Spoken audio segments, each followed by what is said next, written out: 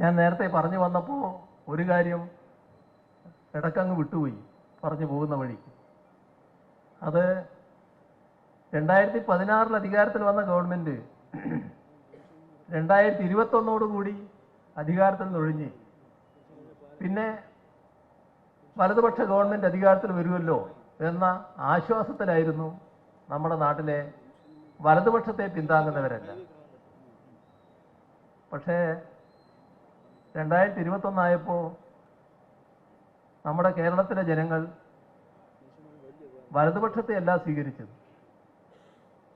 LDFന് 99 seat നൽകി വീണ്ടും അധികാരത്തിലെത്തിച്ചു. ഇതുമായി ഒരു തരത്തിലും പൊരുത്തപ്പെടാൻ വലതുപക്ഷത്തിനാകുന്നില്ല. പ്രത്യേകിച്ച് വലതുപക്ഷം അധികാരത്തിലേറും എന്ന് വലിയ തോതിൽ പ്രവചിക്കുകയും അതിനുവേണ്ടി വല്ലാതെ സ്വന്തം വിശ്വാസ്യതയടക്കം കളഞ്ഞു കുളിച്ചുകൊണ്ട് പ്രവർത്തിക്കുകയും ചെയ്ത വലതുപക്ഷ മാധ്യമങ്ങൾ ഒരു തരത്തിലും പൊരുത്തപ്പെടാൻ പറ്റിയില്ല. കണ്ട കാഴ്ച എന്താ? 2021 LDFന്റെ തുടർഭരണം വന്ന ഉടനെ ആ നാൾ മുതൽ ആ സർക്കാരിനെതിരെയുള്ള കൊണ്ടുപിടിച്ച ശ്രമം, വാർത്തകൾ മെനയൽ എല്ലാം ഉണ്ടായി. ഏതെല്ലാം തരത്തിലുള്ള വാർത്തകൾ, എന്തെല്ലാം ശ്രമങ്ങൾ, എല്ലാറ്റിൻ്റെയും വിശദാംശങ്ങളിലേക്കൊന്നും ഇപ്പം ഞാൻ പോകുന്നില്ല. പക്ഷേ നമ്മൾ ഓർക്കേണ്ടത്, ഒരു ഗവൺമെൻറ്, ഏത് ഗവൺമെൻറ് അധികാരത്തിൽ വന്നാലും ആദ്യ മാസങ്ങൾ ആ ഗവൺമെൻറ്റിനെതിരെ സാധാരണഗതിയിലൊന്നും പറയാൻ ആരും മെനക്കെടില്ല. അതെങ്ങനെയുണ്ട് നോക്കാം എന്നൊക്കെ വിചാരിക്കും. ഇത് തുടക്കം മുതൽ എതിർപ്പ് തന്നെയായിരുന്നു.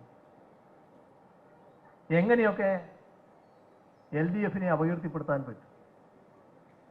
പല ശ്രമങ്ങൾ നടത്തി. ഓരോന്നിൻ്റെയും അനുഭവം നമ്മുടെ മുന്നിലുണ്ട്.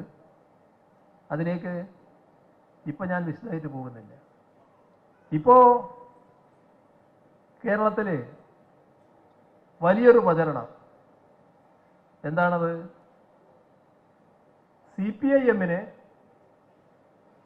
RSS ബന്ധം. നമ്മുടെ സംസ്ഥാനത്തെ പ്രതിപക്ഷ നേതാവും മറ്റും ശക്തമായിട്ട് ഉന്നയിക്കുന്നൊരു കാര്യമാണ്. ഇന്നലെ മലയാള മനോരമ അതുമായി ബന്ധപ്പെട്ട് ആ കാര്യത്തിൽ തന്നെ കറങ്ങി ഒരു 10 ചോദ്യം പറയൂ ഉത്തരം മുഖ്യമന്ത്രി എന്ന് പറഞ്ഞുകൊണ്ട് പ്രസിദ്ധീകരിക്കുകയുണ്ടായി. എന്തോ ഒരു വലിയ കാര്യം കേരളത്തിൽ നടന്നിരിക്കുന്നുവെന്ന് വരുത്തി തീർക്കാനാണ് ശ്രമം. ആരെക്കുറിച്ചാണ് RSS ബന്ധം പറയുന്നത്? കേരളത്തിൻ്റെ അനുഭവം ആരും മറക്കില്ലല്ലോ. ഞങ്ങൾക്ക് RSSനെ പീഡിപ്പിക്കേണ്ട ഒരു ഘട്ടം ഉണ്ടായിട്ടില്ല. വളരെ കൂടുതൽ കാര്യങ്ങളിലേക്ക് ഞാനിപ്പോൾ പോകുന്നില്ല കേട്ടോ. അത് പോയാൽ ഇനിയൊരു മട്ടങ്ങ് മാറിപ്പോകും. അതുകൊണ്ട് ആ ഭാഗത്തേക്ക് ഞാൻ അധികം പോകുന്നില്ല എന്ന് മാത്രം. എന്നാൽ കേരളത്തിലെ RSS ഏറ്റവും കൂടുതൽ ആളുകളെ കൊലപ്പെടുത്തിയത് CPM-കാരെയാണല്ലോ. എന്തേ അതിനിടയാക്കിയത്? അവരെ ആക്രമിക്കാൻ പോയതുകൊണ്ടാണോ? അവര് ഭയപ്പാട് സൃഷ്ടിക്കുകയായിരുന്നില്ലേ? നാടിനെ ഭയത്തിൽ ഒതുക്കാൻ പറ്റുമെന്നല്ലേ നോക്കിയത്? CPM പോലൊരു പാർട്ടിയെ ദുർബലപ്പെടുത്തിക്കൊണ്ട് തങ്ങൾ ആഗ്രഹിക്കും വിധം ജനവിഭാഗങ്ങളിലേക്ക് കടന്നു കയറാം എന്നല്ലേ അവർ പ്രതീക്ഷിച്ചത്? ആരാണ് അതിനെ പ്രതിരോധിച്ചത്?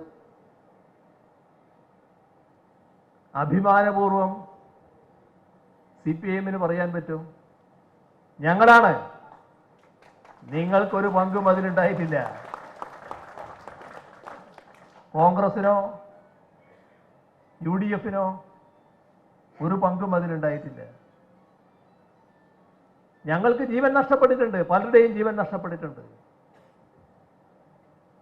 കടുത്ത വേദന കടിച്ചമർത്തിക്കൊണ്ട് ഞങ്ങൾ അതെല്ലാം സഹിച്ചിട്ടുമുണ്ട്. ഒന്നിനു പുറകെ ഒന്നായി